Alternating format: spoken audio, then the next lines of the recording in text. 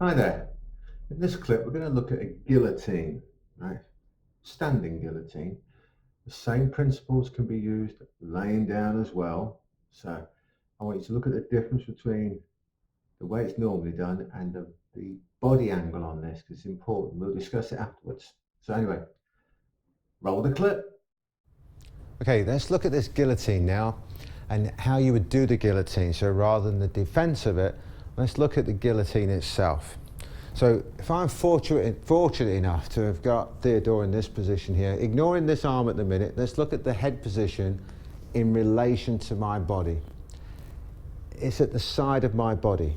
All right, so thank you, Theodore. So I'm here like this, right? Now most people have got their head in here for the guillotine and they're grabbing hold, and however all the other things that you do, elbows in, hips and blah blah, all of that stuff, let's ignore that for the moment. Let's look at this position. The further out my arm is from my body, the weaker it is, right? The further this arm goes across my body, the weaker it is. If you don't believe me, try and punch something like that and then punch something in front of you. I'll guarantee you this is a lot stronger. Again, if you don't believe me, go and get a really heavy medicine ball and hold it out here, see how long you can hold it, and then bring it into the center, see how long you can hold it. So my job is to get Theodore's head and neck in my area of strength. Now I can either move his whole head and neck, I can either move all of my body, or I can do a little bit of both. I prefer a little bit of both because it's like two things going towards each other. They meet a lot quicker than one waiting for one to get there, or this one waiting for you to get there. You go together. So if I'm fortunate enough to have got to here, I want to rotate my body 45 degrees. At the same time, I pull Theodore's head towards my body a little bit, and then I straighten up.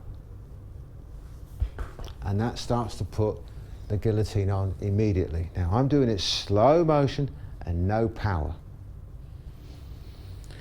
I want you to have your defense in place, have both hands on this arm and hold it strong like that so that I cannot put it on. Get your defense in place first before we do anything. Have you got it strong? Right. And if I create a bar like most people do, even bringing it back to the center like that, it's going to be hard work and I'm probably not going to get there. The reason I'm here like this, I grab hold like this, and this is how it's done. You come back and then you start to heave in there and do your guillotine, which is fine. I know it works. You see hundreds of them done all around the world every day. But here's the problem with it. This is the only arm that's doing anything. This is pulling. This is a bar. There's no strength in this arm. If you don't believe me, go and grab some weights and see what you can do with it from here. You got no strength. You got no pulling up strength. This one is the one that's doing all the work. So we've got one arm doing all the work. We want two arms. So instead of gripping like this, I like to grip like this. Now I want you to get the same defense in place, please. Have you got it? Grab hold, grab real strong, right? Have you got my arm so that, yeah, you got it? Be strong. Do not let me move my arm, right? I'm going to do it real slow and real gentle. And I'll just slowly, slowly pull in, and it's on. No strength by comparison to before. You saw me before, heaving here. Couldn't get it on, your defense was strong. This grip, butterfly grip, no strength required. Two arms are being used. Not one, two arms. And I can use my whole body to assist. Theodore's using the same defense, same amount of strength. You couldn't stop it. And I wasn't using anything. I'm just slowly, slowly applying it. You would, of course, rip it as hard and as fast as you possibly can. So that's one variation that we use to help ensure getting that guillotine on, which is moving it from the side towards the front and changing that grip. Now, if you can't change the grip, moving it to the front will probably work for you anyway. And if you want to be super nasty with it, you just do a boxer's uppercut or shovel hook with this arm. Slow motion so you can see, because sometimes you might just want to do a one-handed guillotine neck snap. You're over here, you turn your body, and you do your uppercut in that direction, wallop, all the way through. That's if you want to be really nasty. I think you did. Hi there. So let's have a little chat about this guillotine. But before you do that, remember to like, subscribe, press the notification bell thing. I think there's something coming up right about here, something like that. Anyway, whatever. Geeks do that bit. Right. So the guillotine. Right. Now, obviously, this is the standing version. We're showing it light and control so you can see what's going on. The important thing here is not just the different grip that we show, but it's the, because you can use any grip, right? Just carry on using your own grip, doesn't matter. But the important bit is this body angle, because most people have got it out here. You can, from the clip, you know that you're weak when you're out here. No matter if you're laying down or stood up out here, you're weak. But in here, in tight, in here, you're strong. So it makes sense to try and bring it into where you're strong. And when you do that, it alters the angle of the pressure on the neck.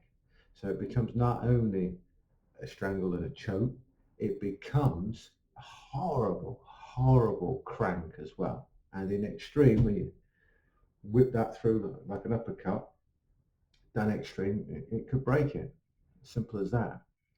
So when you bring that to the front, you must please bring the power right down when you're training with your training partner and apply it very slowly, gently. Your training partner can pull on you for all their might and try and stop you if they want, or build up with it. But please, when you're applying it, slowly and gently, otherwise you will break things and you only get one training partner. So, like I say, train it safe, train it light, train it slow. Obviously, in a real low down, dirty, life or death fight, you're going to just whack it on as hard and as fast as you possibly can with full waveform movement and power and vicious and everything. All right, of course. But training light. Now remember that when you keep it tight on the side here like that, all you need to do, rather than trying to use arm strength to bring it around to the front, move your body of your body and let your whole body bring it round to the front. That way you take away the need to use lots of strength. You can always add strength in later, but let's get the technique perfect first. Very important that you do this is that when you turn the body in, you can be laying down, let's do it. You can be laying on your back, you got your guillotine there, you can turn, move your hips, pull into the center of your body where you're really strong, and then you can lay back on your back and it'll be on. Right? And then the same thing stood up. You're here, turn, lock in, come back to the front. And when you come back to the front, stood up, the side that's holding, that hip, you want to spin that hip round real hard and fast so that this side comes around, whoa, as you bring it round to the front and really snap it on when you do it for real. In training, light and slow. But when you do it for real, you snap it on just like you are throwing a big get lost, get out of here, side in 45-degree uppercut. Yeah. Boom, everything you got. Let your legs, your whole body, that rotational movement, do all the work so that your arms actually don't have to do much other than just follow through and snap it. I mean, do it slowly and light, not snap it. Alrighty, anyway, so that's how we would say do it. Please do it light and slow. Everybody we've shown it to has said it's a ridiculously easy compared to a standard way of doing it, and so much better and quicker and easier.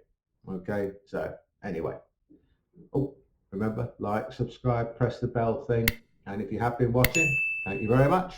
See you next time.